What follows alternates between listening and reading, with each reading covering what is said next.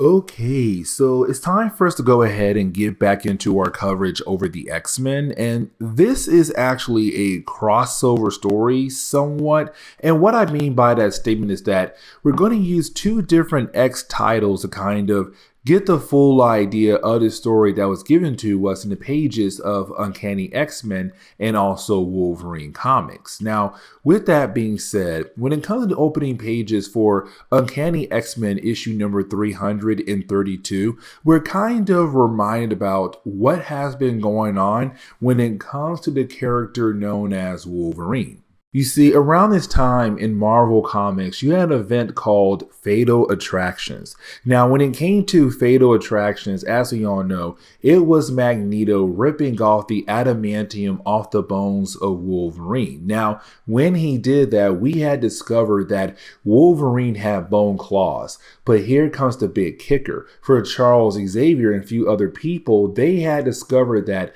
when it came to Wolverine, when he began to mutate thanks to his mutation manifesting itself, we learned that he was supposed to turn into, well, a savage beast, a savage animal. What stopped that process was adamantium. So technically, Weapon X did kind of help Wolverine out. The problem is, with Magneto ripping off that adamantium, that process was once again kickstarted and began to slowly turn Wolverine into a savage character. Now, when it came to our last Wolverine video, Wolverine went up against Tyler Dayspring, the son of Cable, who was trying to become the new Apocalypse around this time in Marvel Comics. Here comes the big kicker. You see, for Tyler, he wanted a horseman, and he chose Wolverine, but he wanted to give Wolverine adamantium. And so you had Tyler kill off Cyber to kind of give Cyber adamantium over to Wolverine. Now, Wolverine was able to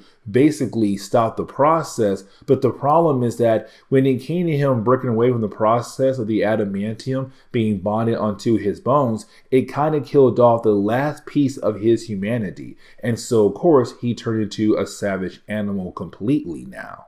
But as we get into the opening pages for today's storyline, we do pick up with Charles Xavier having a conversation with a character known as Zoe. Now, here's the thing about Zoe, though. You see, she works for a company known as Landau, Luckman, and Lake. Now, at first, we were told about this organization just being used as a way to handle Wolverine's affairs, and that was really it. But then we learned that there's more going on with this organization, but unfortunately, we have not learned everything about them just yet.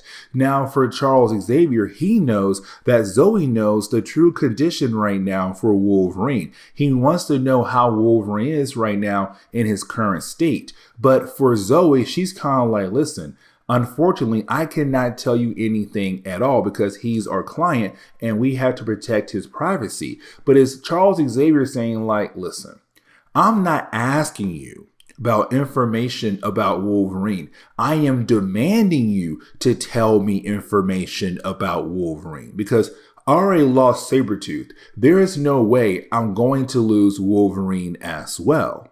But outside the building, we do pick out a few members of the X-Men, Cyclops, Iceman, Jean Grey, and also Cannonball. Now, we're going to shift our focus on the Cannonball here, and here's the reason why. Because for Cannonball, he was there when it came to Wolverine going full savage. And technically, when it came to Wolverine, when he fought against Genesis, he realized he had no choice but to go ahead and give up that last piece of his humanity as a way to fight off against Genesis, aka Tyler Dayspring. And so for Cannonball, he kind of blames himself because once he had realized that Wolverine was missing, he should have called for help. But he didn't do that. And so he kind of feels bad, or really feels like he is partially responsible for what happened to Wolverine. Now, for Jean Grey, she was able to locate Logan. So you have the X-Men go ahead and leave to hopefully get him and bring him back home.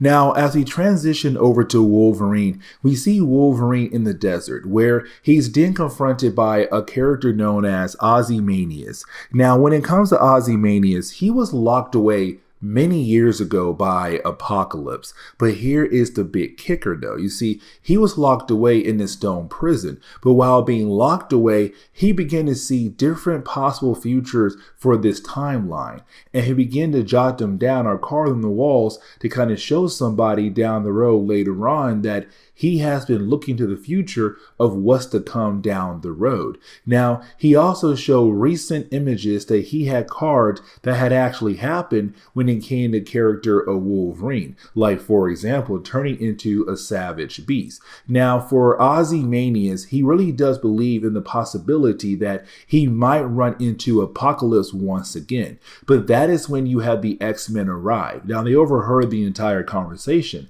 and kind of realized that he was locked away by Apocalypse.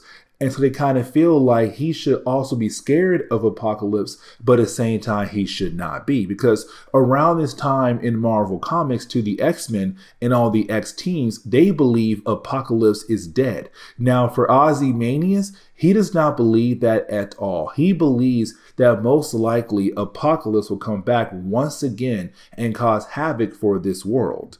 Now, the ending of this chapter is pretty interesting. And the reason why I'm saying that, because you do have Ozymandias kind of show us his ability where he's able to control the stones around him, kind of turn the stones into different people of the X-Men or the different characters the X-Men have fought over the years. Now, while you do have our heroes fighting against these stone-like versions of themselves and other people, you also have Cyclops fall down into the pit where Ozymandias came from. Now, as Cyclops is falling, he's seeing all these different carvings that Ozymandias had made that basically predicts the future of this world. Now, for the rest of the X-Men, they want to save Cyclops as he falls down this pit. But the problem is they're all being kind of occupied by all these different things that Ozymandias is throwing at them all at once.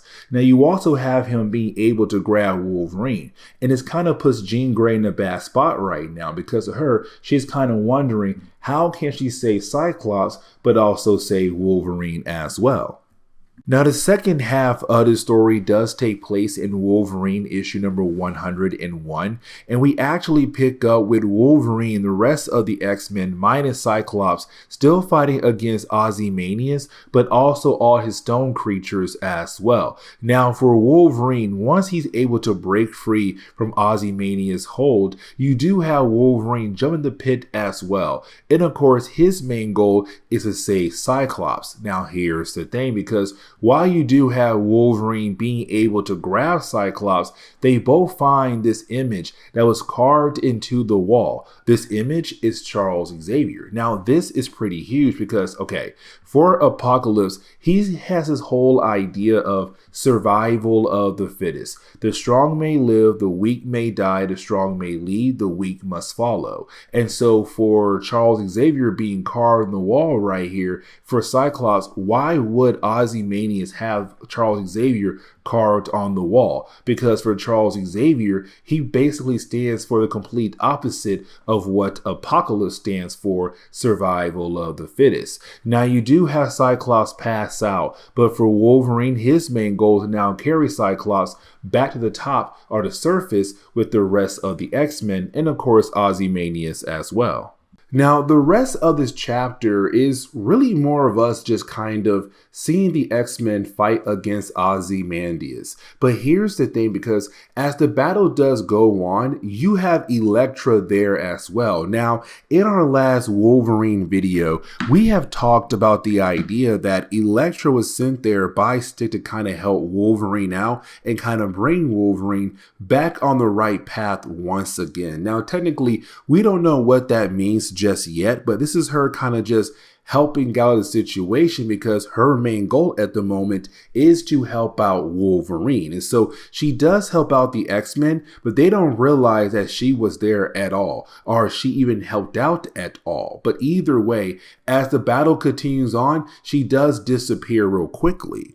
But to kind of close on this issue, as the battle continues on, you do have the entire area begin to crumble, including Ozymandias as well. Now, you do have Jean Grey trying her best to kind of hold him together, but unfortunately, she's not really able to. So we're kind of left to believe that he is dead. But I'm going to tell you right now, technically, he is not. And matter of fact, he does reappear in later storylines that become very important for the character of Apocalypse. Now, with all that being said, you also have Cyclops kind of tell us that everything he saw down there, all the different carvings of Ozymandias predicting the future of this world, kind of predicts the idea of the end of the entire world. But either way, you do have the X-Men leave, but as they are leaving and taking Wolverine back home with them, Wolverine does detect Elektra, but unfortunately she stays hidden good enough where the rest of the X-Men don't realize that she was there. But the book kind of ends on that note right there. And so with that being said, guys, please leave me a like down below and subscribe. But guys, see y'all next time. Later.